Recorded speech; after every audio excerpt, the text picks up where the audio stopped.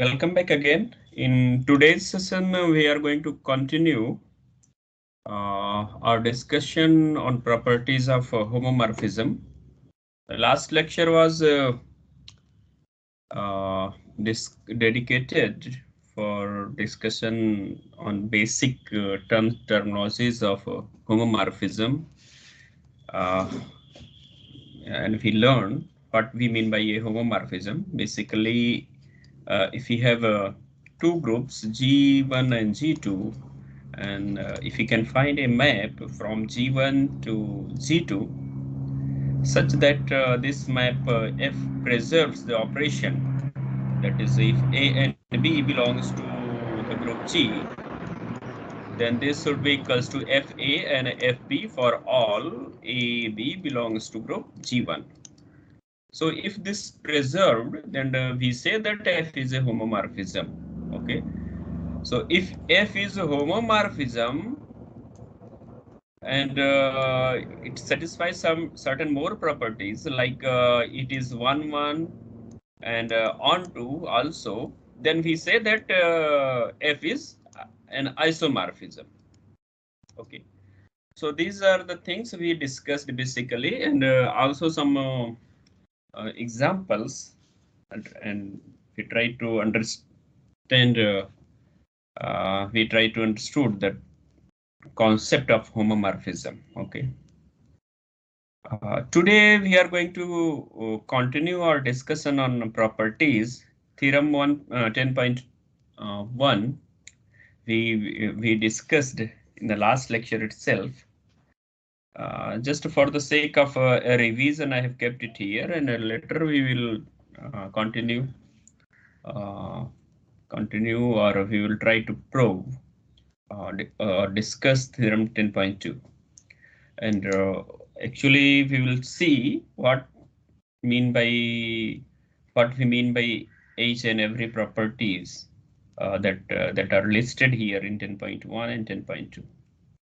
So if we see in 10.1, then we find that if F is a homomorphism, phi is a homomorphism from a group G to G bar, and GB, small gb, any element in G, then the following holds. First property is that a F phi carries the identity element to identity element. It means that if G is this group and this is G bar, and phi is a homomorphism. Okay, and E is the identity element here, and E prime is identity element here.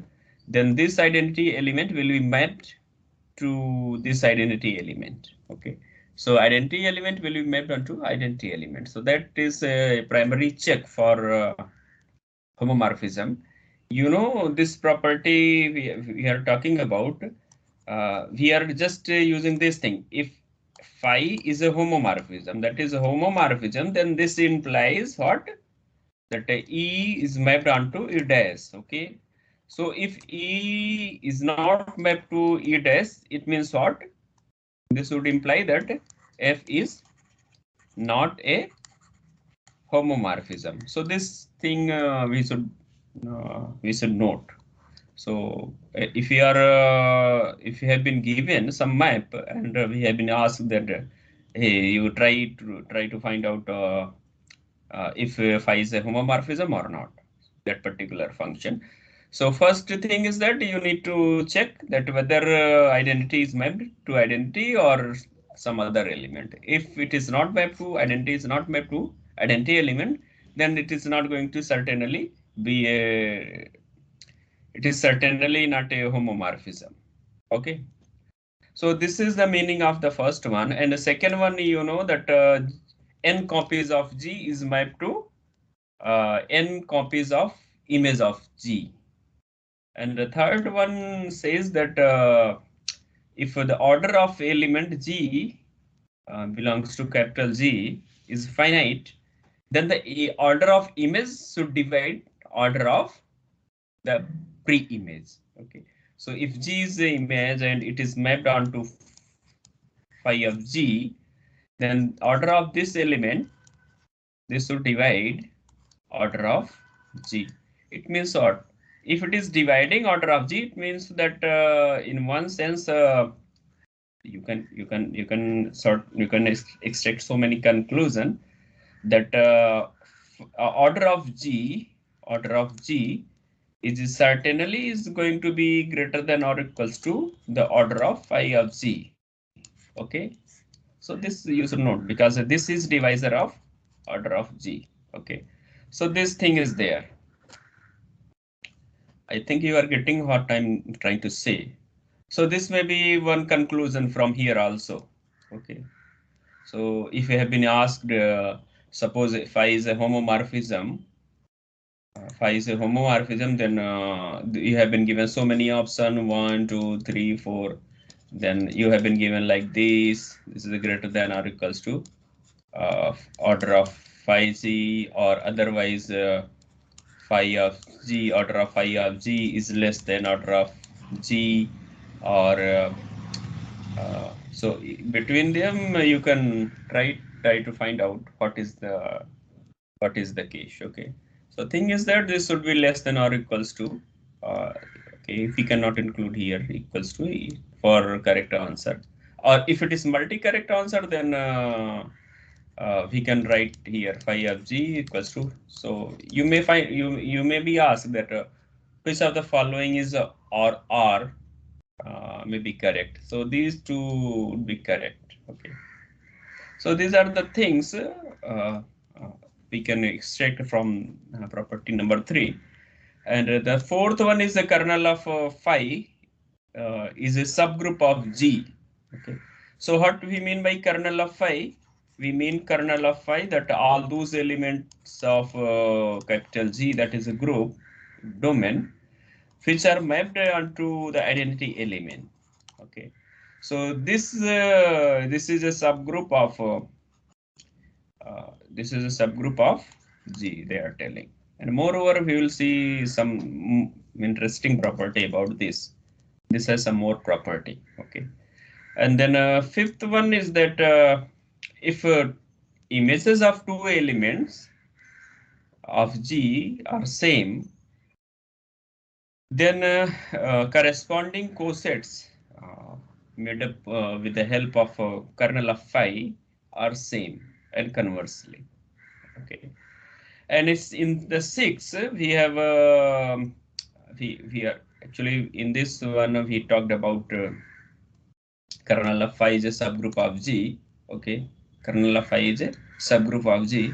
So here if we know the image of some element here, if you know the image of G, and that is G prime, okay, then what are the pre-images of this one? We can find it out. Okay, so suppose so here we have a G, and G bar is there, so here G is there, and here G bar is there. So what we have been given this. It means that the G mapped onto G prime, and then we can, if we know at least this one. So with the information of this, we can find out all those elements here, other elements here, which are going to be mapped on G prime. Okay, so this is the thing from here, and they are precisely we find by can be found by this set. Okay, you can see, you know, the G. So if you have G prime, you know G also. Okay, so G is known. So what we need? We need to find out the kernel of phi. Okay, so this is a precisely this coset. Okay, so many elements maybe mapped. Suppose this is many to one map. So all these elements precisely can be determined, and they are not determined only with the help of this one, but this is important thing. G and kernel of phi. This is important. Okay. So let us. So these are the things we discussed in the last lecture, and now let us see what properties are there in theorem 10.2. So These are the properties especially related to image domain. Okay. So if something is known about codomain, so what we can say about the image of that. So let us first see briefly what is the meaning of this property. First property, what does it says? That is, if we know here, you should remember that phi is a homomorphism from G to G bar, and H is a subgroup of G. So you should remember, not is a subset only, but this is a subgroup. Okay. So let us see.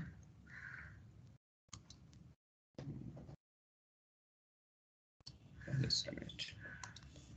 So here we have, suppose this is G, and here we have a G bar. And then we have been given H as a subgroup of this. So this is H is a subgroup. H is a subgroup of G. And then we have the image of this because G bar is a group, okay, and F is a phi is a homomorphism from G to G bar. So image of H should be here in content in this set, and like this. Okay. So they are, I think you are getting what I'm trying to say. And you know that identity element is mapped to identity element under a homomorphism. Okay. So if here we have E and here we have E prime or E bar, whatever you feel you can write. Okay. So this is this shows that E is mapped to E prime. Okay. So now they are telling that in the first part that the phi H it means that images of all these, okay, all whatever the elements are here, okay, they are mapped to here, and this is under, suppose this is my phi, so under phi, this is going to be phi of H, okay, phi of H, and then they are telling that this phi H is a subgroup of G bar. So this is the thing, okay. I think you have got the meaning. Okay. So let us, along with this description, let us try to prove one by one. Fine. So to prove, this is a subgroup. Phi H is a subgroup of G. What thing we need to prove? What we need to show? Can you tell me, anyone? What thing we have, or what condition we should prove so that it becomes a subgroup? Sir, question repeat कीजिए एक बार please. Any idea? We need to prove this one. So what we need to do? To prove a subset. As of now, we know that this is a subset, okay? This phi H is a subset of G bar. So we need to prove this is a subgroup. Thing is that. So how come we can prove? To prove subgroup, what condition we need to verify? You know, 1-step test, 2-step test. It's a basic thing. You should remember. I don't know what you people are doing, but the thing is that you should remember for subgroup test. Okay. So let us see. So we need to take some element here, and then we need to prove that they either using this 1-step test or 2-step test, they forms the phi H becomes a subgroup. Okay, let us see. So for this, let us consider H1 and H2. They are member of H. Okay. So then phi of H1 and phi of H2 will be member of phi of H. Okay. Because this phi is a map from this is my phi is mapping this H onto this one phi of H. Okay. So let us consider. And one more thing, because H is a subgroup, since H is a subgroup of G, so H1, H2 inverse should belongs to H. Okay. Now phi is a homomorphism, so let us apply phi over H1 times H2 inverse.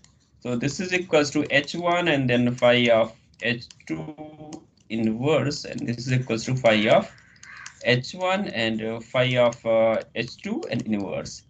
Okay. Is it okay?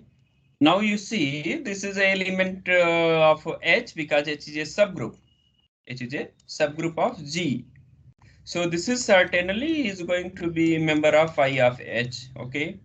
And this whole thing is equals to this much. So this would imply that phi of H times phi of H2 inverse. This would be member of phi of H. So using one step test, it becomes a subgroup, and therefore phi of H becomes a subgroup of G bar. So this completes the proof. Let us see the next one.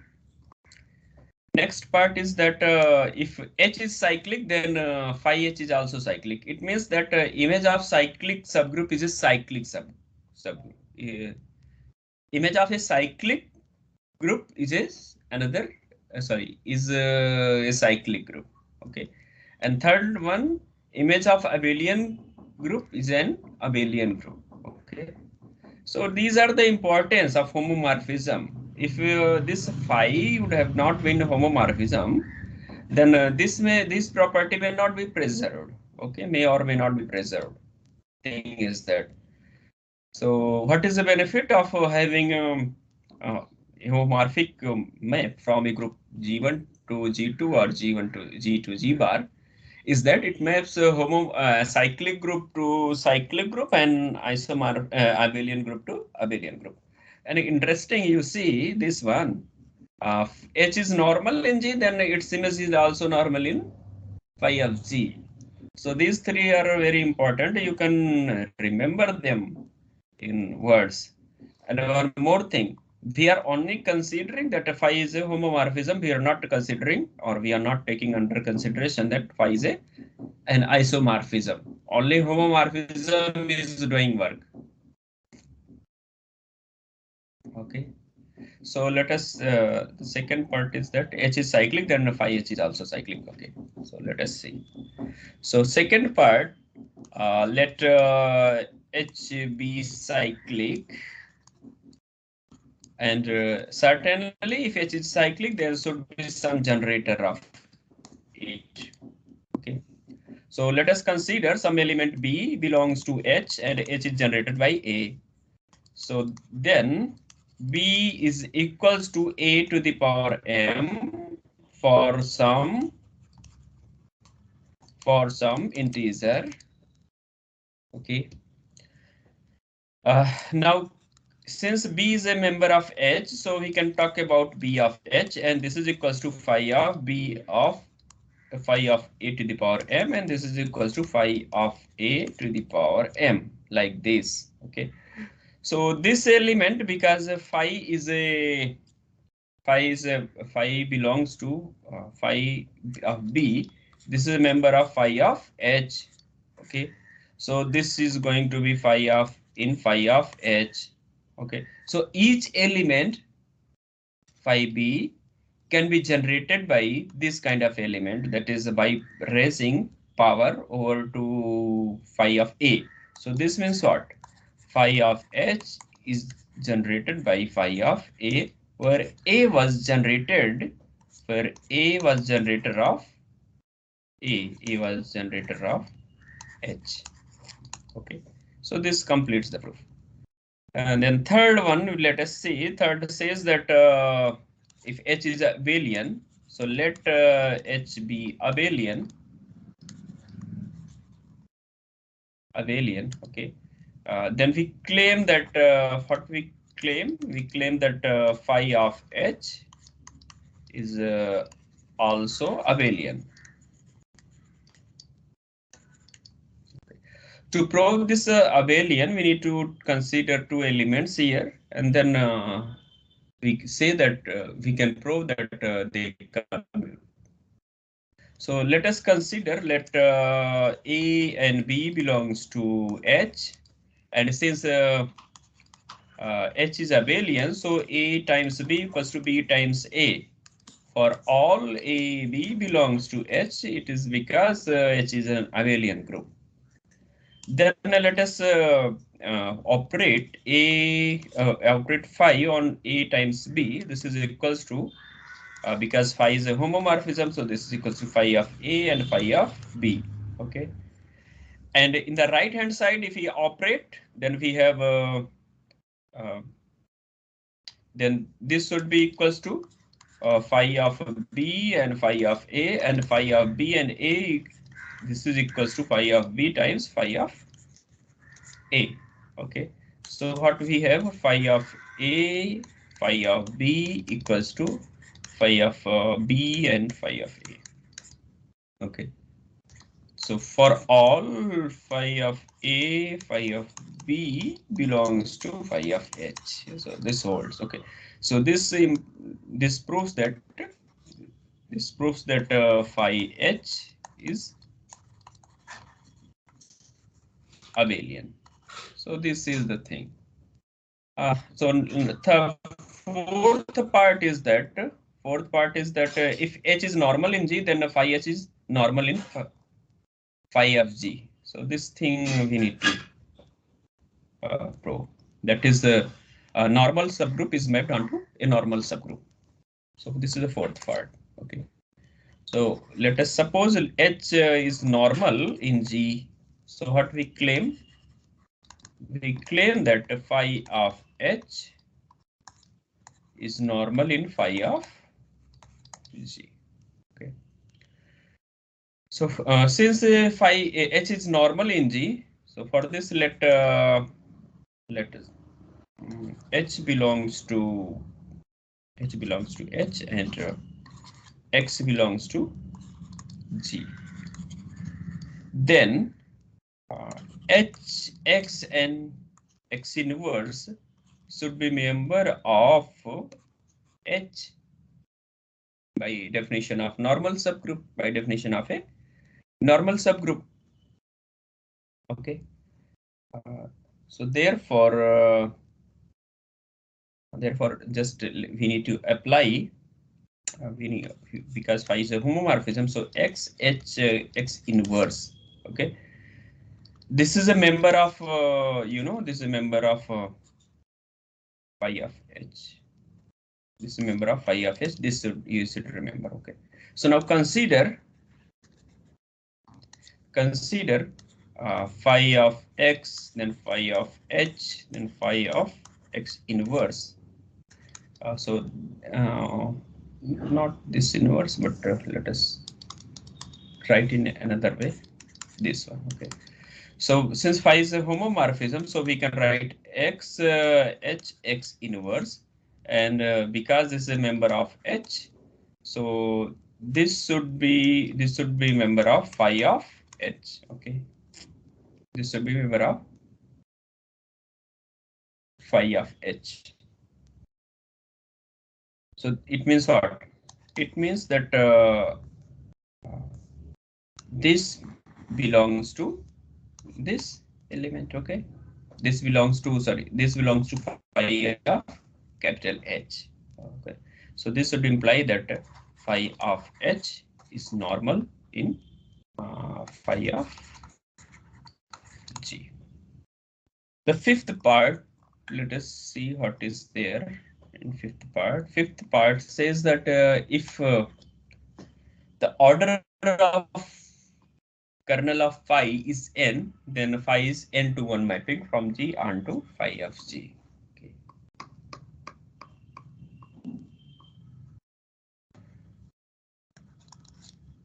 So it is given that order of kernel of phi that we have seen that this is a subgroup of G. Okay, this is n. Then we need to prove that this phi is n to 1. Okay, n to 1 means that suppose this is G and this is G bar Okay, so certainly there is a E and there is a E prime, so they are connected. It means under homomorphism, their phi is, E identity is mapped to identity of G bar. Okay, so they are telling that kernel of phi is n. It means what? It means that there are n different elements which are mapped to this identity element. Okay, because you should remember that kernel of phi is nothing but a collection of all those elements of G such that phi of small g equals to identity of G bar. Okay. So we are collecting all those elements of G which are mapped to G, and because the cardinality or the order of this kernel of phi is n, so there must be n elements which are mapped to the identity element. Okay, so it means this is a map which is n to 1. Okay, is it okay? Hello, Yes, sir. is it all right? So let us see next property. And in fact, we can also elaborate it something. If you see the property 6 of 10.1, you can go back. You see this one, property 6, because they are talking about inverse of some element, particular element. Okay, G.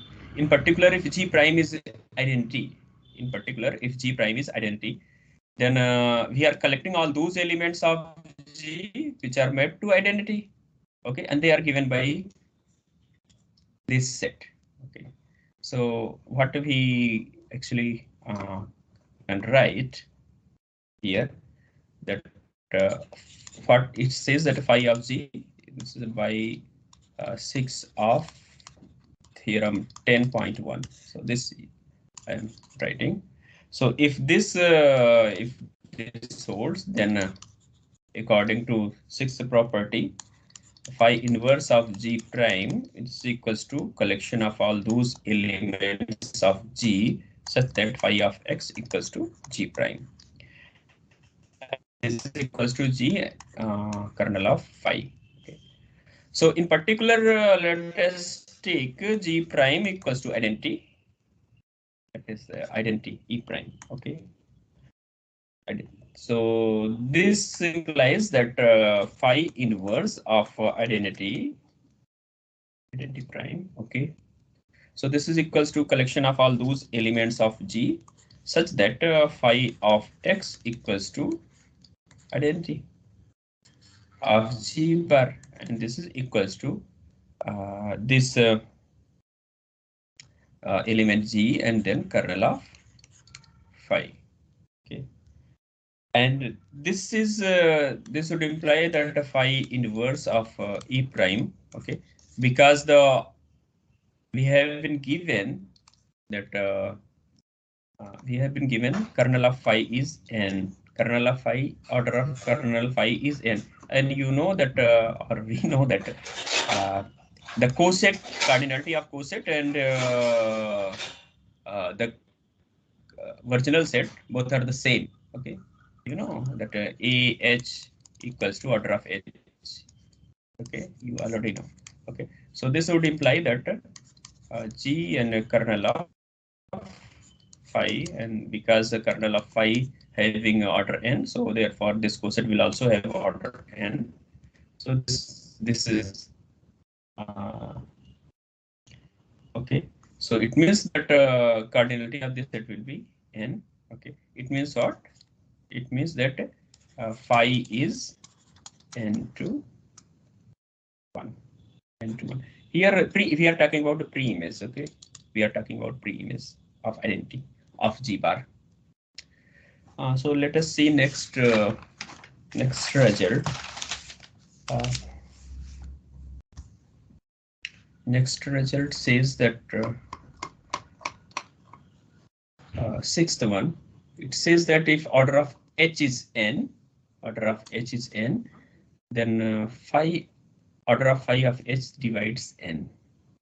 Okay, this is similar to the property we have discussed in theorem 10.1. Okay, where the um, order of image element was a divisor of pre-image element. Okay, देखा था हम लोगों ने. You can here. So order of image element is a divisor of order of pre-image. Okay. Okay, let us see then. Uh, so from there, in fact, we can conclude, but let us see sixth one. So what is there? We have here we have G, and then here we have H, and here we have G bar. Here we have identity, and then here we also have phi of H, and identity E prime is here. So this will E will go to E prime. And there is a restriction map they are talking about that this phi is restricted to, that is domain of definition here of phi is this H, set H. Okay. And also given that phi is a homomorphism. Phi is a homomorphism. And then they are talking about that H, order of H. So they have given order of H equals to N. Okay. So because in view of the result in theorem number, I think in fifth part or fourth part of theorem 10.1, what we have a kernel of phi, suppose this is a phi H, kernel of phi H, this is equals to some T. Okay, then phi of H is a T to 1 map. It means there are different T elements which are mapped to a single element. Okay, which are mapped to a single element. Okay, so every element. Okay, so if there is some another element, okay, and one element is mapped onto this, then there will be another T minus 1 element which will be mapped to this element. Okay, which will be, so they will come in T group. That is T. Okay, T group is there. T group is there. So they will map. This is mapped onto one element. It's mapped onto another element. So there is another T elements which are mapped onto another element like this. Okay. So because the image order of image is a divisor of this pre-image, so therefore what we have phi order of phi H, order of phi H. I think what was the, we need to see notation. They are writing phi H or what? No, they are writing phi H only. Okay, they are writing phi H only, so no problem. Okay, so they are writing phi H. So we can forget this one. Okay, let us forget this. So phi of H, this should be equals to some, because this should divide order of H. Okay, so this should divide order of H. It means what? It means that there are some so this T, because they because this is T to 1 map, so there should be some T. Okay, so you can see that T equals to order of H divides order of phi H. Okay, like this.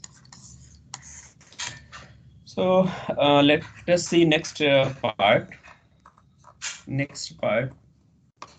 Seventh one. If K is a subgroup of K bar is a subgroup of G bar, Then pre-image, then talking about the pre-image. Okay. So pre-image is subgroup of G bar. Okay. It means that they are telling that uh, uh, just a minute. Seventh part. They are telling that if there are two, for example, there are here G bar is there and then G is there. They are telling that if there is some K, okay, and K is a subgroup of K bar is a subgroup of G bar. So they are talking about this pre-image. Okay. So in one part we talked about that image is going to be subgroup of G bar. Okay. Now we are talking about the pre-image also. Pre-image of a subgroup is also a subgroup of G. So now what we saw, we need to prove that this is not K bar, but this should be K. Okay, this should be K. So K is a subgroup of G. This is what we need to prove. So you know that to prove this is a subgroup, we may use a one-step test or two-step test for this. One more thing, let us write definition of phi inverse K bar. So this is a collection of all those elements of G such that phi of K belongs to K bar. Okay, and if we need to prove that this is a subgroup, this is a subgroup of G. Okay, so what we need to consider some elements from here, and then we can use one step or two step test to prove this. Okay, so one thing is very much clear, that identity belongs to phi inverse K bar. Okay, because because identity is mapped onto identity. That is because phi is a homomorphism. Okay, so this set is non-empty. Phi inverse this one is non-empty. So phi inverse K bar is non-empty. So now let us consider,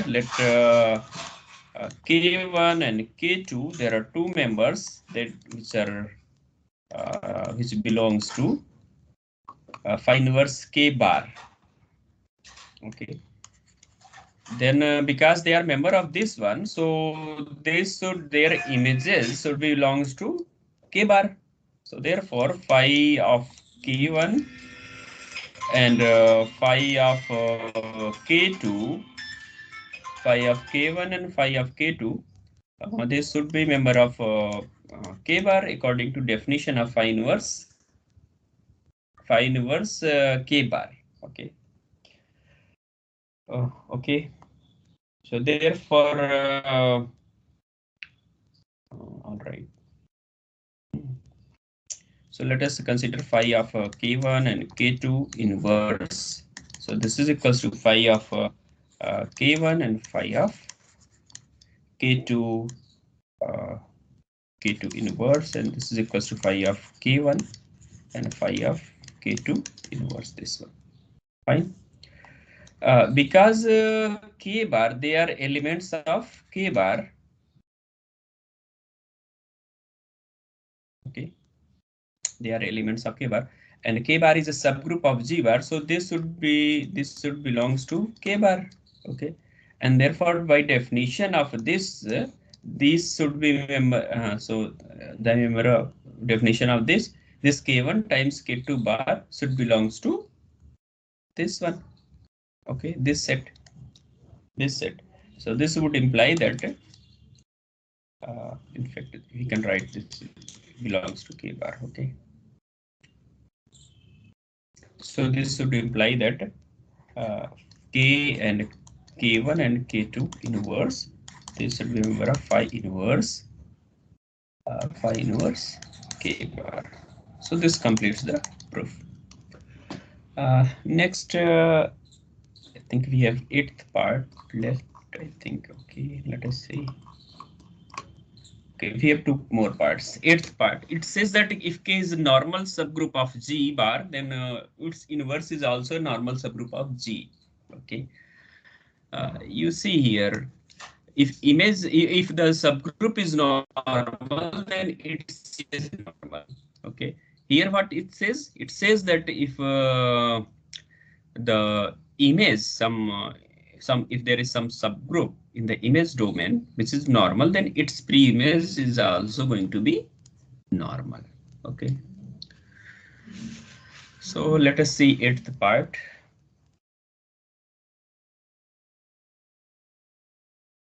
Okay, let us some new page.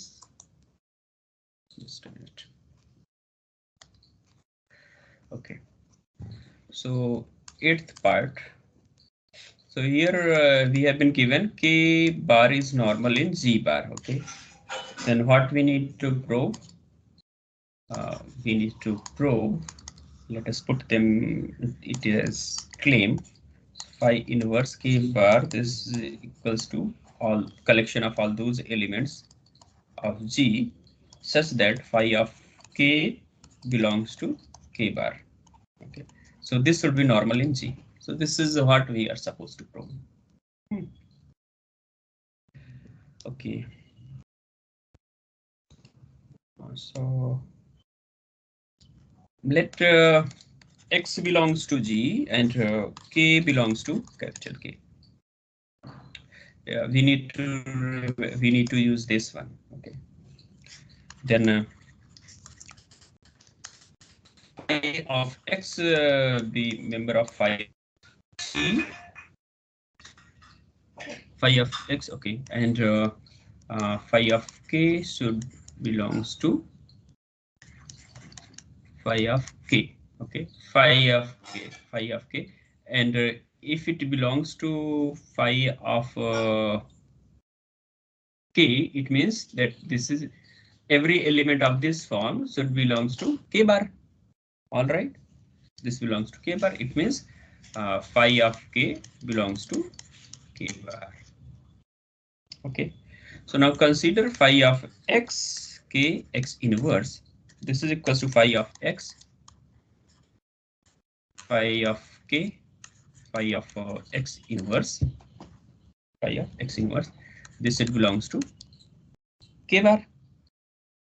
Okay, because this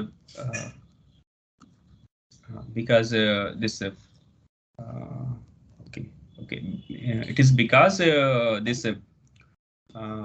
this k bar, because this is because k bar is normal in G bar, so elements of this type should belongs to k bar. Okay, and therefore by definition, this definition, we must have x k and x inverse should be member of phi inverse k bar. All right. So this is what we are supposed to prove. This means that phi inverse of k bar is normal in G. Okay, that is prim is also normal. Normal subgroup of G. The last part is that they are telling that phi is onto. Phi is onto. Okay. And then they are telling that let us see what is there. Phi is onto and kernel of this is identity. Then they are telling that then phi is an isomorphism. So you know when isomorphism is homomorphism, isomorphism. Okay, homomorphism onto and one to one is required. It means that this should imply that this is this map, that is phi is one to one map. Okay, so clear, it is clear because there is in this kernel of phi we have one element. It means phi is one to one. If there were so many elements, for example, n elements, then it was n to one element. Okay, so we have because we have only one element in a kernel of phi, so this is going to be a one-to-one map. Okay, so I think this is very much clear. Let phi is onto And since kernel of phi is 1, so phi is 1 to 1. And this would imply that phi is 1, 1 to 1 and 2 and homomorphism. Okay, so this would imply that phi is an isomorphism. Isomorphism. So this completes the proof of theorem number 10.2. So with this, let us conclude the discussion for today. Thank you for watching this video. To stay updated, please subscribe to our YouTube channel, Cosmos Learning. Happy learning through Cosmos Learning. To watch more, click on any of these cards. Thank you once again.